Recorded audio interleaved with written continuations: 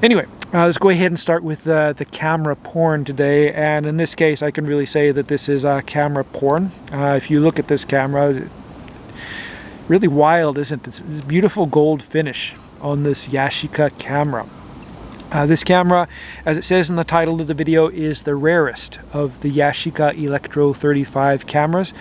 This camera was produced to commemorate the sale of 5 million units, and it says on the bottom here, commemorating 5 million units of sales and special award camera.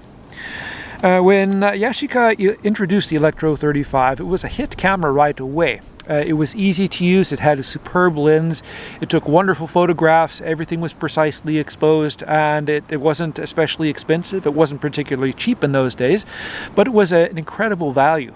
You got an amazing camera for the price. It was the most cutting-edge technology of the time when it was introduced, with its a computer brain, which was a system of simple transistors and resistors, which made the camera capable of taking extremely accurate exposures. And Yashica certainly didn't expect to sell 5 million Electro 35s, and of course production went on after this commemorative version was released, and eventually 8 million cameras were sold.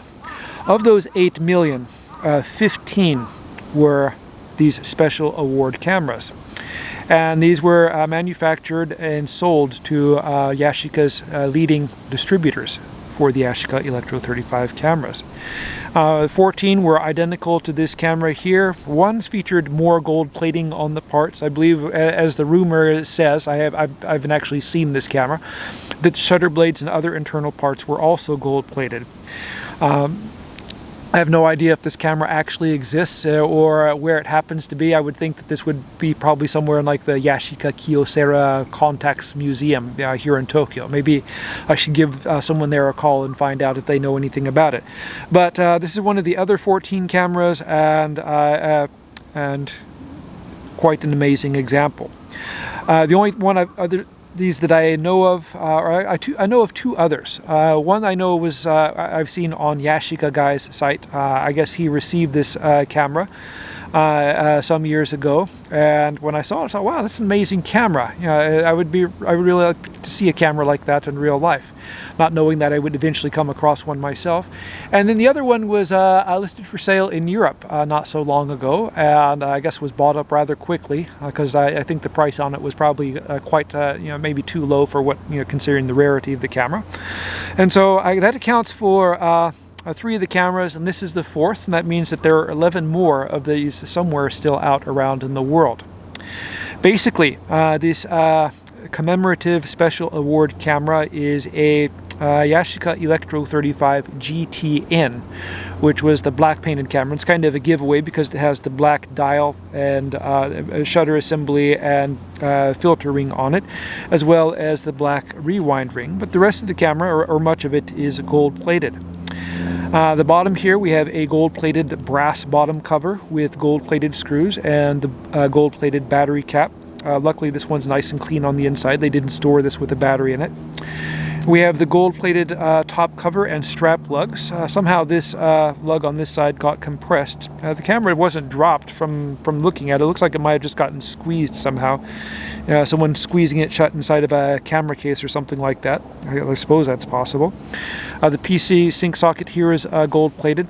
This is a black painted GTN rewind knob here, but the hardware and the pin on the inside are also gold-plated. The flash sync shoe is gold-plated, as well as the ASA ring, the shutter button and lock collar, the winding mechanism including the spacer underneath. And then on the back here, the battery check panel has a gold label in the center instead of the black one or white one which came on the earlier GS cameras. We have a couple of gold-plated screws here. One thing that that sets these cameras apart from and identifies them as the special award camera is that they were all made in Hong Kong. Now, the vast majority of Yashica cameras were made in Japan, and the Electro 35 cameras here in Japan, the Hong Kong ones are extremely rare. I've sold thousands of Yashica cameras here in Japan, and I've only come across 5 or 6 Hong Kong made cameras. Yashica had these cameras made in Hong Kong because Hong Kong had, I guess, trade agreements between the British Empire and other places, so they could get better, I guess, deals on tariffs or import duties to certain countries than cameras which were imported from Japan. And so quite a large number of these cameras were made there, but I have no idea how large, because I don't really know, like the percentage of people out there who were shooting a Japanese camera or a made in Hong Kong camera. There are a couple of reasons I can tell this camera is made in Hong Kong. The first is the lens plate on the front says lens made in Japan, whereas a regular Japanese made camera would just say made in Japan. So that's the first giveaway.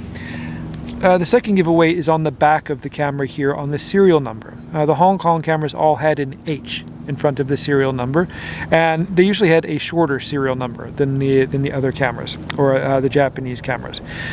Honestly, I've never seen a made in Hong Kong GTN camera here in Japan. I'd have no idea if they even made GTN cameras in Hong Kong, because I've never seen one. I'm sure out there, if you guys are shooting with a Yashica GTN camera, take a look at it and see if it has an H by the serial number or if it doesn't. I'm really curious to know if they actually made any GTN cameras.